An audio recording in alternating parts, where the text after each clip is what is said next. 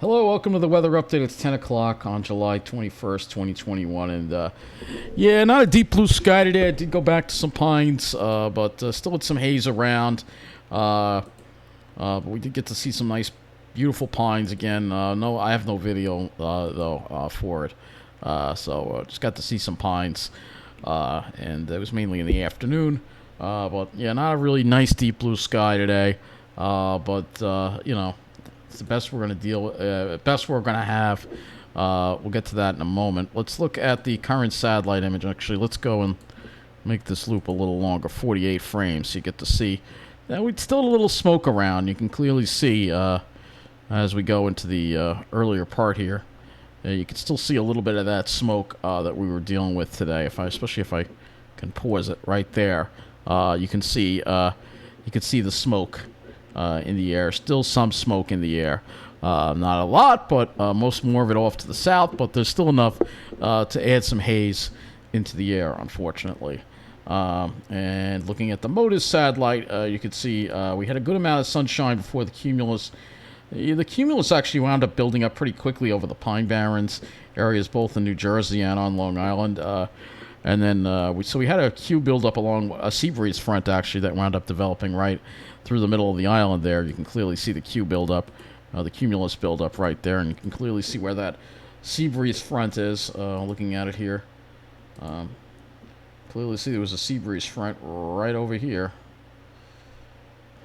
that wound up developing, and you could see how it kind of pushed further inland over Jersey for whatever reason there, versus Long Island, which is kind of interesting that it did that. But again, we did have this, but then we had some cirrus around, not too much. Still a good deal of sunshine, still fairly comfortable.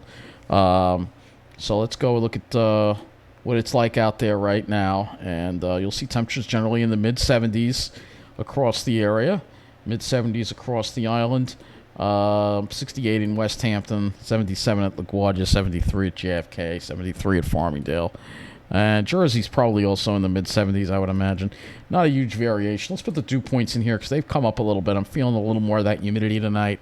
Yeah, the dew points are in the mid and upper 60s now. So they've risen up quite a bit, considering what they were earlier. We had dew points in the upper 50s earlier. And same thing in Jersey. We got the dew points in the mid-60s. So, yeah, definitely feeling some humidity out there. We'll first start with the low temperature this morning and see what West Hampton got down to. 54 degrees at West Hampton. Everybody else generally in the 60s for lows. Now let's go look at the high temperatures. High temperatures generally is similar to where they were yesterday, right? 82 degrees Farmingdale, 81 at Islip, 82 at Shirley, 81 in West Hampton, 83 at LaGuardia, 82 at JFK, 84 at Central Park. Let's see if it was any hotter in Jersey. Nope, not really. 82 at Lakehurst, 81 in Toms River. So fairly uniform like yesterday. So fairly a decent day. Let's look at the one to ground here. And we'll look at some observations, show you what it was like. We'll first start with my area, so Carl Place. And again, not really a huge difference here. We're not really seeing much variation, but we will show you how the dew point has come up, and that's why I want to look at this observation. So you'll see there were dew points in the upper 50s and low 60s, but then by the afternoon they started climbing, and you started feeling a little more of that humidity as the winds became more southerly. Because the ocean temperatures are pretty warm. We're going to go over that too. We're going to see if we can get some marine observations actually. So you can see here, got some, fairly uniform across the area, and I honestly don't think it was much different in Jersey. If we go to that West Desert area, which is over here. I don't think it was that much hotter there either, because again, they had a sea breeze there. So they got up to 84 points. They're a little more like 84 there. But you can see the dew points doing that climb throughout the day there. Even there, you can see that dew points rising. We do want to look at some marine observations, and there's an issue with getting all the marine observations, so we have to go over here, and we have to get them here. And what we're going to do is we're going to do the latest summary of buoy observations here, so we can look at some of these water temperatures. New York Harbor entrance 75 degrees as far as sea surface temperature goes. 20 miles south of Fire Island, 74 for a sea surface temperature. So we're a little bit above normal. The ocean temperatures are kind of warm, and that is, again, as you head into late July. It's not a huge amount above normal, but it is a little bit above normal by a few degrees. Just a little bit, not drastically above normal, but we still have to get through August. So they could get warmer depending on the weather pattern that we deal with, that we get into. Looking at the radar here, you'll see that there is showers and thunderstorm activity over the Great Lakes area. That will tend to weaken as it gets into our area, but this is going to be our next chance of precipitation.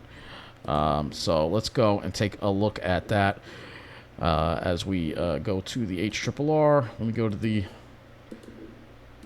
We should have the zeros, the HRRR in, so yes, we do. All right, so you get an idea of what this is going to do as it moves.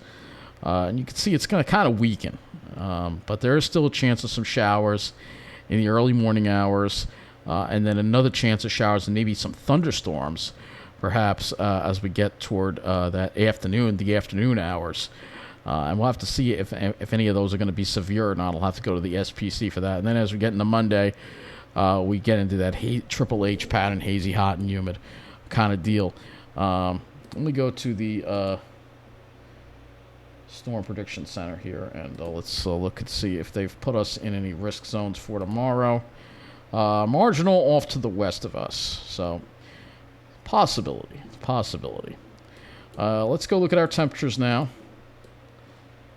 So here's our temperature forecast as we had the night. Probably not as cool as last night. We'll probably get into the mid and upper 60s. I don't think there'll be any 50s.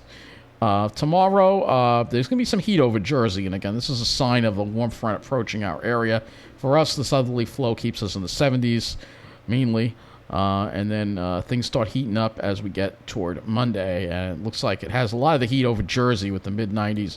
Long Island, probably upper 80s to around 90. And, of course, it's going to stay humid, too. Looking at these dew points here, you'll see here that these dew points are going to be up near 70 degrees tomorrow once we get to the afternoon. So you're going to be feeling that humidity, definitely. And what's interesting, though, on Monday, though, it looks like it's trying to bring in some drier air to the west.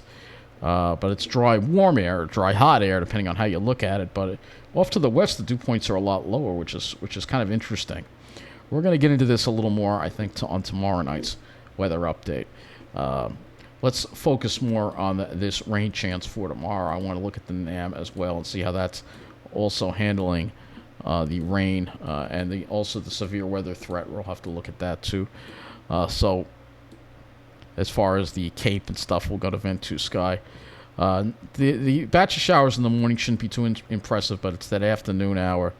NAM seems a little more laid back on it, but still, it could be strong considering the humidity that is around, that it will be in the air. It's enough to, give these storms enough energy to, at least produce heavy rain.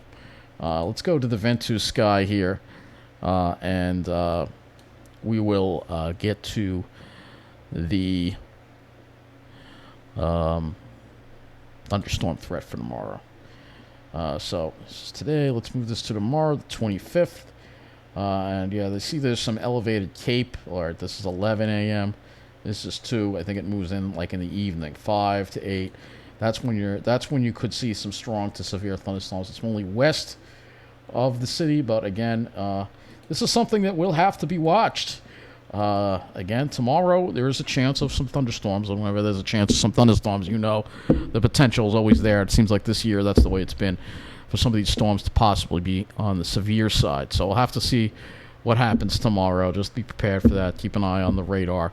But as far as the temperatures go tomorrow, it's going to be a very strong southerly flow, which is probably going to tend to inhibit the thunderstorm activity over the island, or at least it provides a more stable layer.